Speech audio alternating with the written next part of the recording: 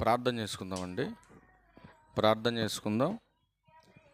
పరలోకమందున్న మా తండ్రి, మీ ఉన్నతమైన ఘనమైన శ్రేష్టమైన నామానికి మీ ప్రియకుమారుడు మా అందరికీ లోకరక్షకుడైన క్రీస్తు వారి పేరట కృతజ్ఞతాస్తుతులు చెల్లిస్తా ఉన్నాను తండ్రి.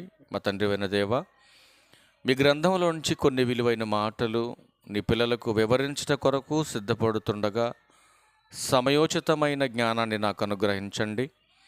నీ పిల్లలు కేవలము వినేవారుగా ఉండి మోసపోక, విత్తబడుతున్న మాటలో ఉన్న సత్యాన్ని ప్రతి ఒక్కరూ కూడా అర్థం చేసుకొని గ్రహించడానికి తగినటువంటి జ్ఞానమును నీ పిల్లలకు అనుగ్రహించమని అడుగుచున్నాను. ఈ ఆరాధన ముగిసే వరకును కూడా తండ్రి, ఎలాంటి అల్లరను ఆటంకమును లేకుండా మీ కృపచేత మమ్మల్ని అందరినీ కూడా ఆదరించి బలపరిచి నడిపించమని క్రీస్తువారి పరిశుద్ధమైన నామంలో ఈ ప్రార్థనా విన్నపములన్నీ కూడా అడిగి వేడుకొనుచున్నాము తండ్రి, ఆమెన్. క్రీస్తునందు చేరువచ్చినటువంటి ప్రియులైన దేవుని పిల్లలందరికీ ప్రభువైన యేసుక్రీస్తు వారి పేరట నా ప్రత్యేకమైన వందనాలు తెలియజేస్తా ఉన్నాను. ప్రియులరా, ఈరోజు ఒక ప్రాముఖ్యమైనటువంటి సంగతిని గురించి మనం దేవుని గ్రంథంలో నుంచి మనం నేర్చుకుందాం. ఈరోజు ఇలా ఈ యొక్క విలువైనటువంటి సంగతులను నేర్చుకోవడానికి ఇంత గొప్ప భాగ్యాన్ని మనకు అనుగ్రహించిన తండ్రి అయిన దేవునికి, ప్రభు అయిన క్రీస్తు వారి పేరట నా కృతజ్ఞతాస్తుతులు చెల్లిస్తూ ఉన్నాను. మీ చేతిలో ఉన్న జీవగ్రంథాన్ని ఓపెన్ చేసి ఫిలిప్పీలకు రాసినటువంటి పత్రిక 2వ అధ్యాయం 5వ వచనాన్ని చూద్దాం. ఈరోజు మనం నేర్చుకోబోతున్నటువంటి సందర్భానికి ప్రాముఖ్యమైనటువంటి సందర్భం అది. జాగ్రత్తగా మనం చదువుదాం ప్రియులరా. క్రీస్తు యేసునకు కలిగిన ఈ మనస్సు మీరును కలిగి ఉండుడి. మీరంటే ఎవరు? గలతీలకు రాసిన పత్రిక 3వ అధ్యాయం 27వ వచనం. ఎందుకు క్రీస్తు మనస్సు కలిగి ఉండాలి? మీరు క్రీస్తు మనస్సును ఎందుకు కలిగి ఉండాలి అంటే, క్రీస్తులోనికి బాప్తీసం పొందిన మీరందరూ క్రీస్తును ధరించుకొని ఉన్నారు కనుక, క్రైస్తవులను పిలువబడుతున్నారు కనుక, క్రీస్తులోనికి బాప్తీసం పొందిన మనమందరం ఎవరిని ధరించామండి? క్రీస్తును ధరించాం. మరి క్రీస్తును ధరించినటువంటి క్రైస్తవులైనటువంటి వారందరిలో క్రీస్తు లాంటి మనసు ఉందంటారా? చెప్పండి, ఆలోచిద్దాం. బైబిల్ నుంచి మరి క్రీస్తును ధరించిన క్రైస్తవులలో క్రీస్తు మనసుందా? క్రీస్తును ధరించిన క్రైస్తవులలో క్రీస్తు మనసుందా? అసలు క్రీస్తు మనసు అంటే ఏంటి? కొన్ని సందర్భాలు ఈ సమయంలో మనం చూడక తప్పదు.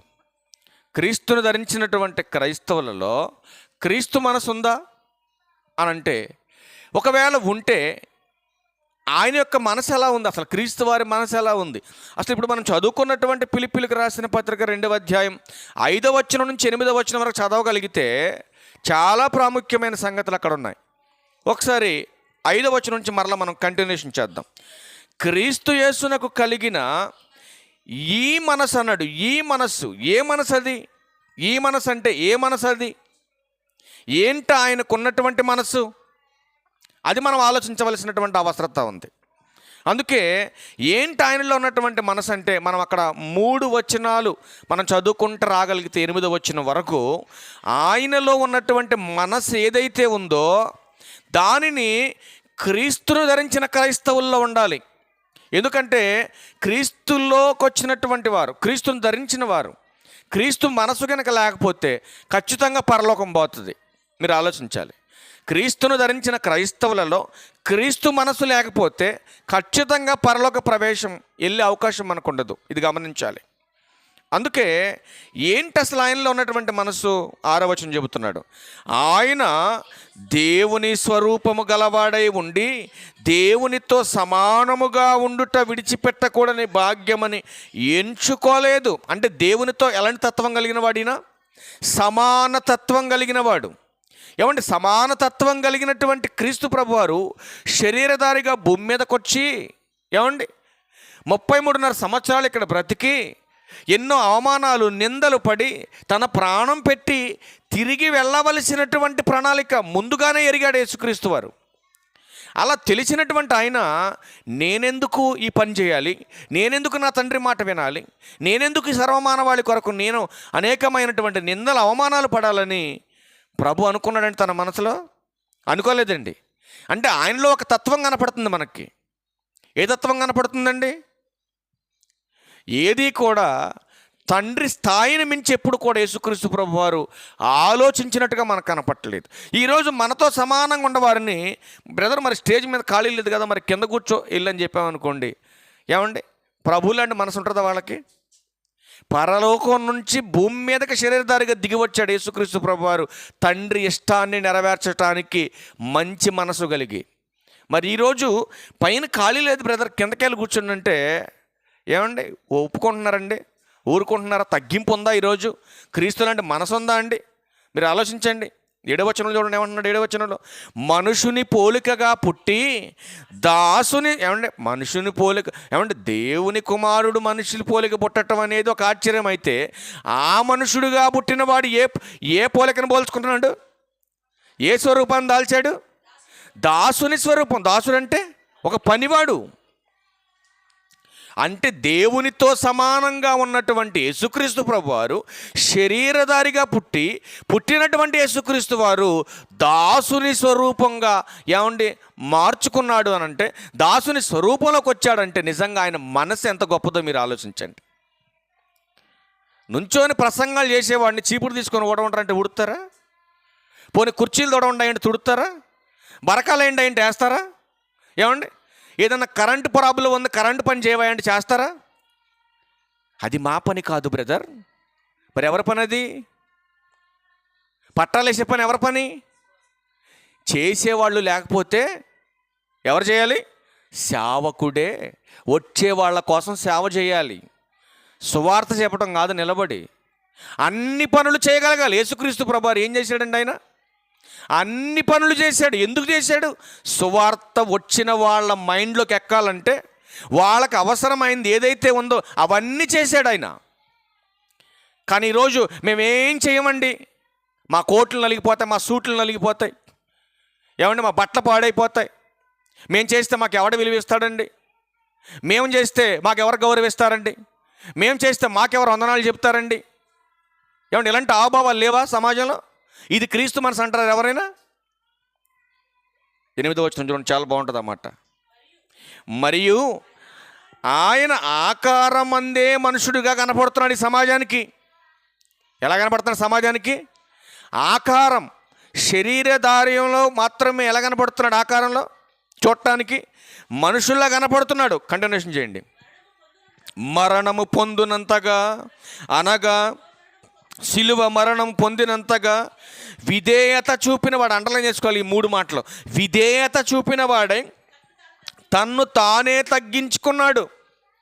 ఏమంటే క్రీస్తును ధరించిన క్రైస్తవులలో కావచ్చు, ఏమంటే సువార్తను ప్రకటిస్తున్నటువంటి సువార్తికులలో కావచ్చు, ఎలాంటి తగ్గింపు తత్వం ఉందా ఒకసారి మీరు చెప్పండి. ఉందా అండి?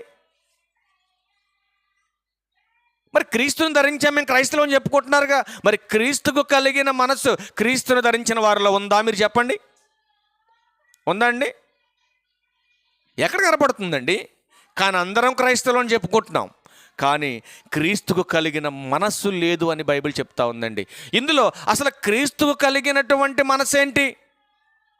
అది మనకు అర్థమైతే అది మనం ఫాలో అవటానికి అవకాశం ఉంది, అంతే కదండి.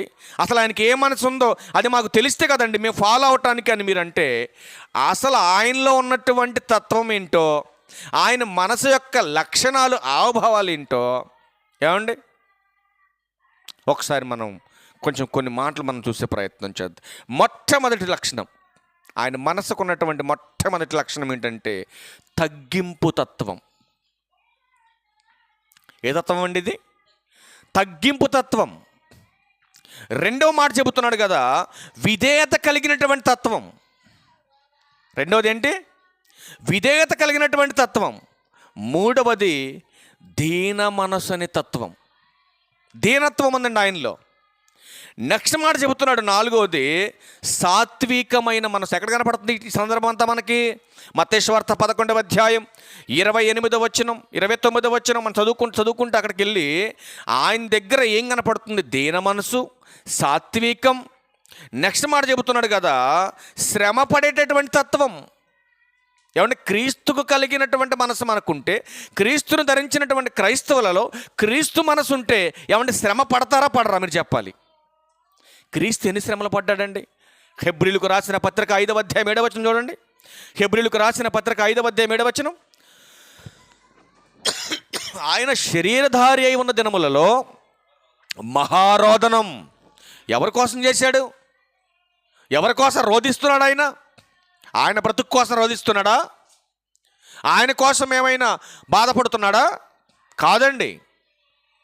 పాప భారాన్ని మోస్తున్నటువంటి మానవాళి ఎక్కడ తండ్రి యొద్దకు చేరకుండా నరకానికి జారిపోతారోనని ఈ మానవాళి అందరి రక్షణ కొరకు తండ్రిని వేడుకుంటున్నాడు, తండ్రి కొరకు ప్రార్థన చేస్తున్నాడు.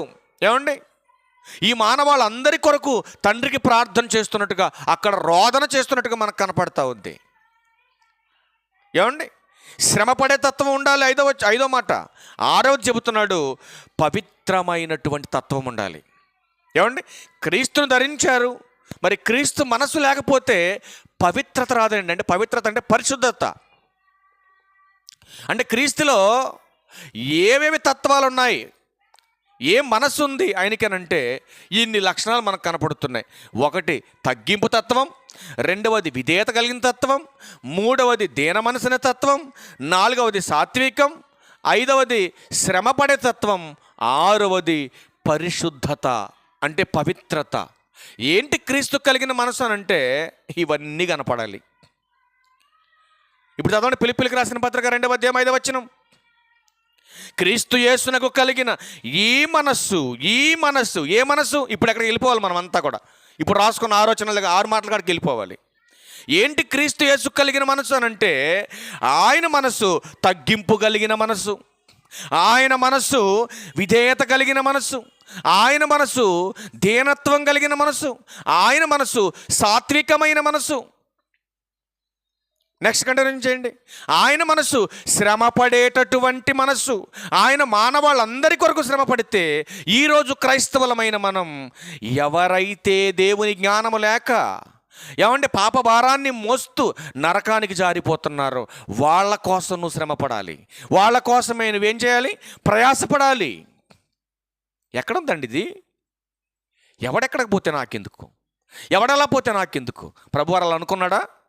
అది ప్రభు మనసు. అది ఎవడలా పోతే నాకెందుకండి అనుకునే మనసు అది క్రీస్తు మనసు కాదండి, అది దయ్యపు తత్వం. నెక్స్ట్ పరిశుద్ధత. క్రీస్తు మనసు నీకుంటే పాపం జోలికి వెళ్తావా? పాపాన్ని అంటించుకుంటావా?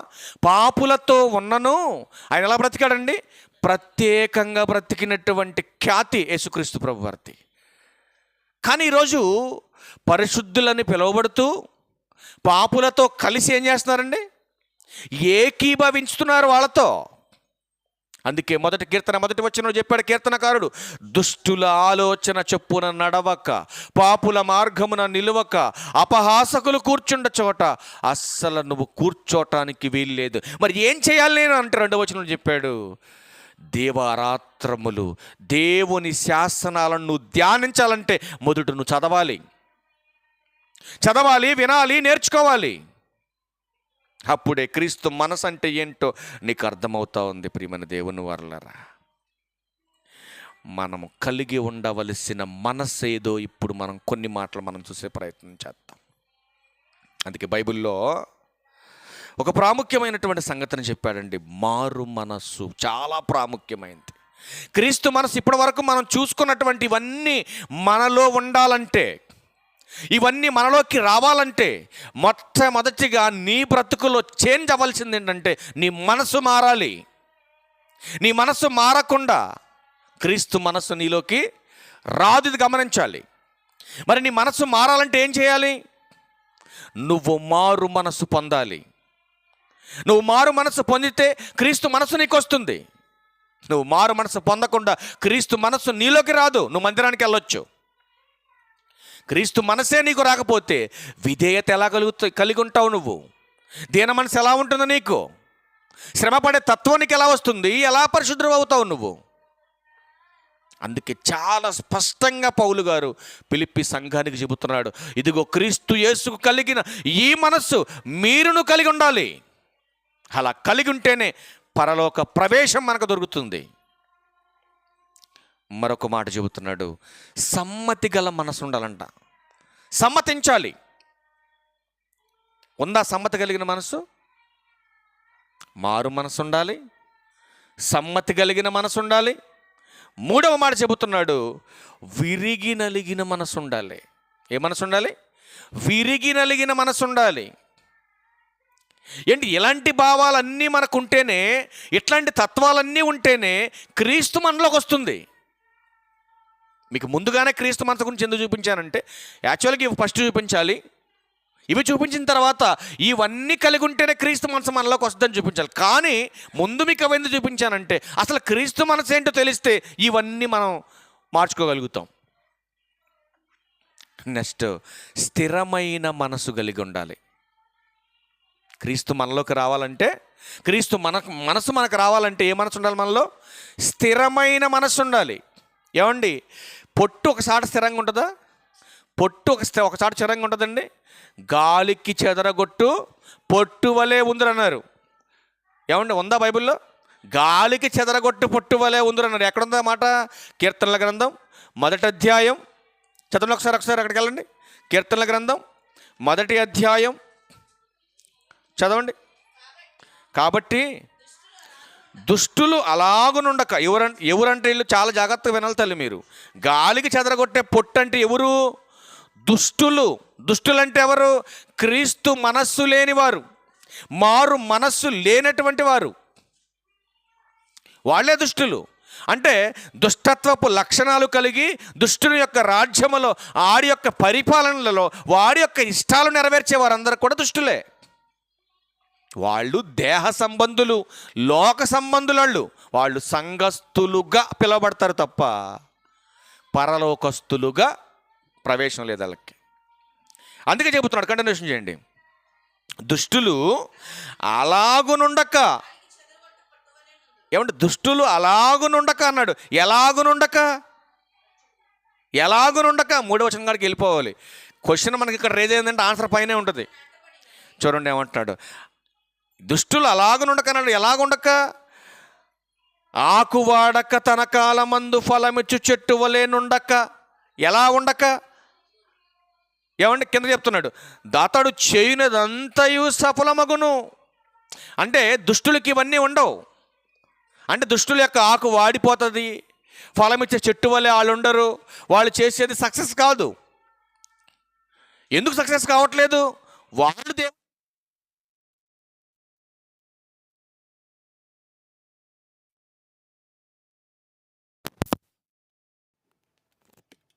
చూడండి, వాళ్ళు దుష్టుని సంబంధులు కనుకనే వారు ఫలమిచ్చే చెట్టు వలె లేరు అని బైబిల్ చెప్తా ఉంది. కనుక ప్రియమైన దేవుని వారలారా, నెక్స్ట్ మాట చెబుతున్నాడు, ఏక మనసు ఉండాలి. ఒకే మనసు. మనలో కూడా ఎలాంటి మనసు ఉండాలి? క్రీస్తు మనసు మనలోకి రావాలంటే మనలో ఏ మనసు ఉండాలి? ఏక మనసు ఉండాలి. 2 మనసులు కలిగి 2 తలంపుల మధ్య ఎన్నాళ్ళు మీరుందరు అంటాడు గ్రంథంలో. అంటే 2 తలంపులతో మనిషి ఉండకూడదు, ద్విమనస్కుడే ఉండకూడదు. ఏమంటే 2 ఆలోచనలు కలిగి ఉండకూడదు. ఇటు దేవుని మీద మనసు అనుకొని ఇటు లోకం మీద మనసు అనుకుంటే క్రీస్తు మనసు మనలోనికి రాదు అని మీరు గమనించవలసినటువంటి అవసరం ఉంది. నెక్స్ట్ మాట చెబుతున్నాడు కదా, నిండు మనసు కలిగి ఉండాలి. మనసు ఎలా ఉండాలండి? నిండుగా ఉండాలి. అసంపూర్ణమైనదిగా ఉండకూడదు, సంపూర్ణమైనటువంటి మనసు కలిగి ఉండాలి. పరిపూర్ణంగా ఏదైనా ఒకటి మనము డిసైడ్ చేసుకుంటే దాని మీదే మనము పరిపూర్ణంగా మన మనసు పెట్టి ఉండాలని మన గ్రంథం మనకు మాట్లాడుతుంది. నెక్స్ట్ మాట చెప్తున్నాడు కదా, సిద్ధ మనసు కలిగి ఉండాలి. నెక్స్ట్ మాట ఏంటంటే సిద్ధ మనసు కలిగి ఉండాలి. సిద్ధ మనసు అంటే ఇప్పుడు ఆరాధన 9 గంటలకి, ఆరాధన 9 గంటలకని మనకు తెలిసినప్పుడు మనం ఏం చేయాలి? ఎలా ఉండాలి? మనం రెడీగా సిద్ధపడి సిద్ధమైనటువంటి మనసుతో మనం సమయానుకూలంగా వెళ్ళాలని మనసు మనకు ఉండాలి. నెక్స్ట్ మాట చెబుతున్నాడు కదా, పూర్ణ మనసు అన్నాడు. అంటే లోపం లేనటువంటిది, కల్మషం లేనటువంటిది. ఇట్లాంటి మనసు కలిగి ఉంటే ఖచ్చితంగా క్రీస్తు మనసు మనలోకి వస్తుంది. ఇది మీరు గమనించాలి. ఇప్పుడు 8 విషయాలు చెప్పాను నేను. ఏ మనసు మనం కలిగి ఉంటే క్రీస్తు మనసు మనకు వస్తుంది. ఇది కాన్సెప్ట్. ఏ మనసు మనం కలిగి ఉంటే క్రీస్తు మనసు మనలోకి వస్తుంది. ఒకటి మారు మనసు కలిగి ఉండాలి, సమ్మతి కలిగినటువంటి మనసు కలిగి ఉండాలి, ఏమంటే విరిగి నలిగిన మనసు ఉండాలి, స్థిరమైనటువంటి మనసు ఉండాలి. నెక్స్ట్ చెప్తున్నాడు ఏక మనసు ఉండాలి, నిండు మనసు ఉండాలి, తర్వాత సిద్ధ మనసు ఉండాలి, పూర్ణమైనటువంటి మనసు ఉండాలి.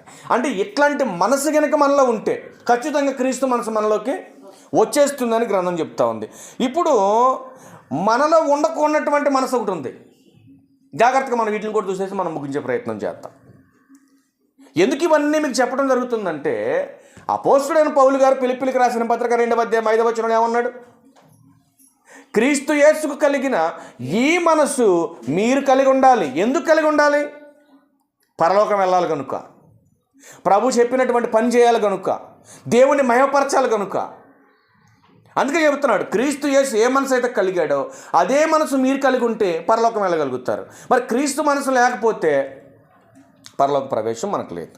కనుక మనలో ఉండకూడనటువంటి మనసు ఏదైతే ఉందో అవి కొన్ని చూసి మనం ముగించే ప్రయత్నం చేద్దాం.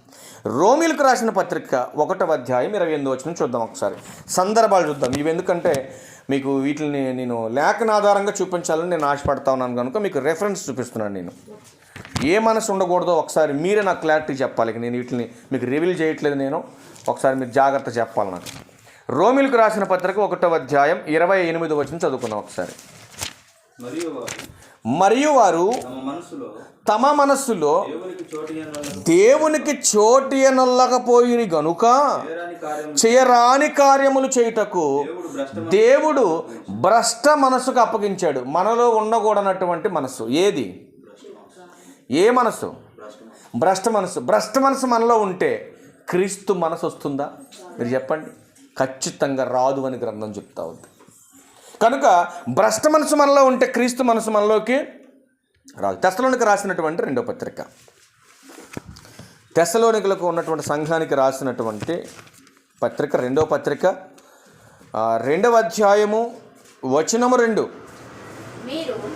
మీరు త్వరపడి చంచల మనస్కులు కాకుండా వలనని బెదరకుండవలెనని మన ప్రభు అయిన యేసుక్రీస్తు రాకడను బట్టి మనము ఆయన యొద్ద కూడుకొనుట బట్టి మిమ్మును వేడుకొనుచున్నాను. సందర్భం ఏంటంటే ఇక్కడ ఈ పాయింట్లో మనకి ఏం కనపడింది? చంచల మనస్సు అన్నాడు. చంచల మనసు అంటే నిలకడలేదు. Very good. నిలకడలేనటువంటిది, గాలికి చెదరగొట్టే పొట్టు ఎలాగైతే ఉంటుందో యాస్టేజ్కి ఎలా తత్వం కూడా అలాగే ఉంటుందండి. ఇట్లాంటి నిలకడలేనటువంటి మనసు కనుక మనలో ఉంటే క్రీస్తు మనసు మనకు వస్తుందా? మీరు ఆలోచించండి. ధరించడానికి అవకాశం ఉందా? ధరించలేము. నెక్స్ట్ మాట 3వది కూడా చూడగలిగితే సామెతల గ్రంథం 16వ అధ్యాయం 18వ వచనం. సామెతల గ్రంథం 16వ అధ్యాయం 18వ వచనం. తీయండి, అందరూ బైబిల్ చూడండి జాగ్రత్తగా. నెక్స్ట్ మరొక మనసు చూస్తున్నాం మనం. నాశనమునకు ముందు గర్వము నడుచును, పడిపోవుటకు ముందు. ఇప్పుడు చెప్పండి, ఏ మనసు ఉండకూడదు మనలో? అహంకారమైన మనసు. ఏమంటే ప్రభువుకు ఉన్నటువంటి మనసు ఏంటో మీకు క్లారిటీగా ప్రారంభమే చూపించాను మీకు. ప్రభువుకి ఉన్నటువంటి మనసుకు ఉన్నటువంటి లక్షణాలలో ఎక్కడైనా మనకి ఇప్పుడు చూసుకున్న విషయాలు కనపడ్డాయండి? ఎక్కడైనా మొదట చూసుకున్నటువంటి భ్రష్ట మనసు కానీ, తర్వాత చూసిన చంచల మనసు కానీ, ఇప్పుడు చూస్తున్నటువంటి అహంకారమైనటువంటి మనసు కానీ ఎక్కడైనా మనకు కనపడిందా? ప్రభువుకు ఉన్నటువంటి మనసులో కనపడిందండి? ఎక్కడ మనకు కనపడలా. మరి ఈరోజు క్రీస్తును ధరించినటువంటి క్రైస్తవులలో ఎందుకు కనపడుతుంది? మీరు చెప్పాలి నాకు. ఎందుకంటే క్రీస్తు మనస్సును వారు ధరించలేదు కనుక, క్రీస్తు మనసు వాళ్ళు కలిగి ఉండలేదు కనుక మనుషుల్లో మనకేం కనపడుతుందంటే భ్రష్టత్వం కనపడుతుంది, నిలకడలేనటువంటి తత్వం కనపడుతుంది. భ్రష్ట మనసు కలిగినటువంటి వ్యక్తులుగా, స్థిరత్వం లేనటువంటి వ్యక్తులుగా, అహంకారమైనటువంటి మనసు కలిగి బ్రతుకుతున్నారు సంఘాలలో కూడా. నెక్స్ట్ మాట చెబుతున్నాడు, చూద్దాం ఒకసారి. రోమీలకు రాసిన పత్రిక 8వ అధ్యాయం. తిండి ఒకసారి. రోమీలకు రాసిన పత్రిక 8వ అధ్యాయం 5వ వచనం. ప్రియులారా, శరీరానుసారులు అదన్నమాట. ఏం కనపడింది మనకి ఇక్కడ? శరీరానుసారమైన మనస్సు. ఏంటి శరీరానుసారమైన మనస్సు? ఎప్పుడైనా ఆలోచించారా? శరీరానుసారమైన మనస్సు అంటే శరీరమునే ఆస్పదం చేసుకొని దాని కోరికలను నెరవేర్చేటటువంటి మనసు.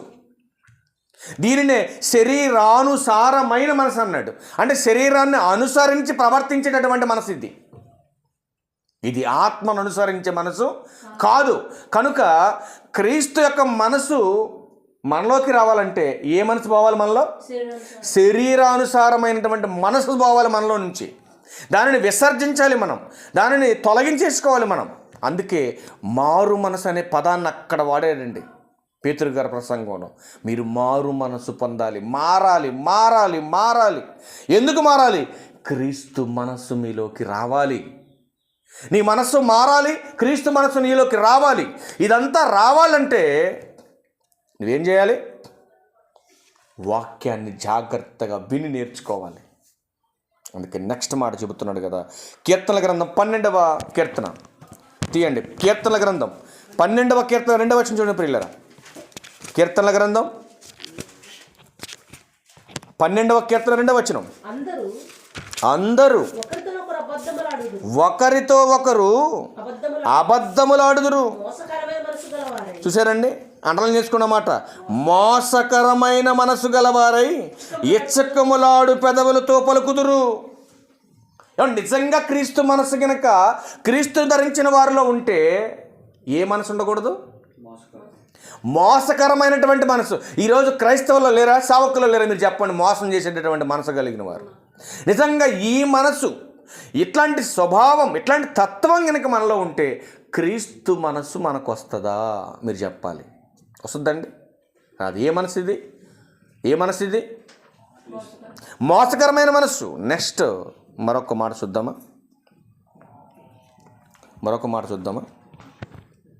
మరొక మాట ఏంటంటే వ్యభిచార మనసు అన్నాడండి. వ్యభిచార మనసు. హోషేయ గ్రంథం ఒకసారి దీన్ని. హోషేయ గ్రంథం 5వ అధ్యాయం 4వ వచనం. హోషేయ గ్రంథం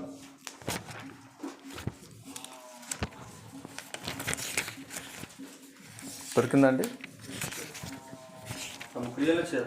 తమ క్రియల చేత అభ్యంతరపరచబడిన వారే వారు తమ దేవుని వద్దకు తిరిగి రాలేకపోవచ్చు. వారిలో వ్యభిచార మనసుండట వలన వారు యెహోవాను ఎరుగకయుందురు. చూసారండి, ఏ మనసు ఉంటే దేవుని ఎరగలేరండి, దేవుని తెలుసుకోలేరు.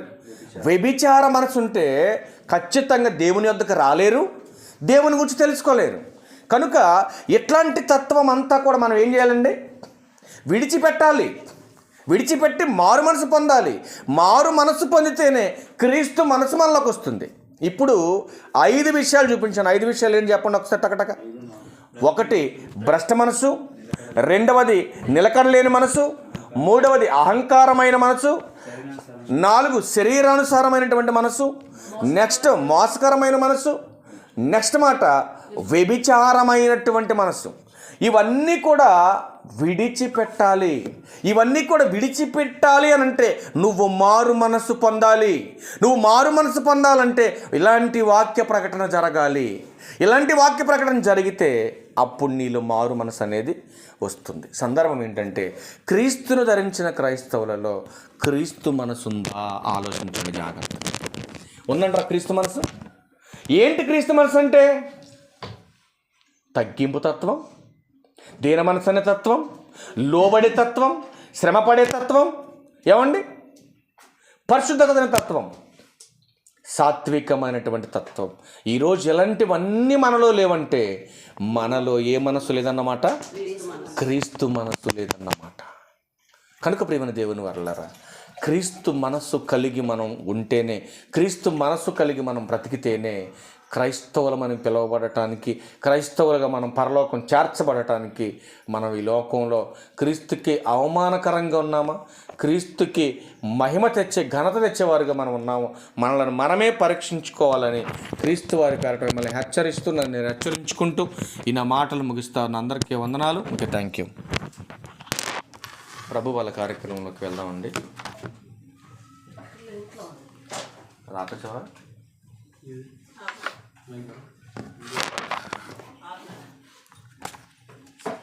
అపోస్తుడైన పౌలు గారు కొరింథీయులకు రాసిన మొదటి పత్రిక, అపోస్తుడైన పౌలు గారు కొరింథీయులకు రాసిన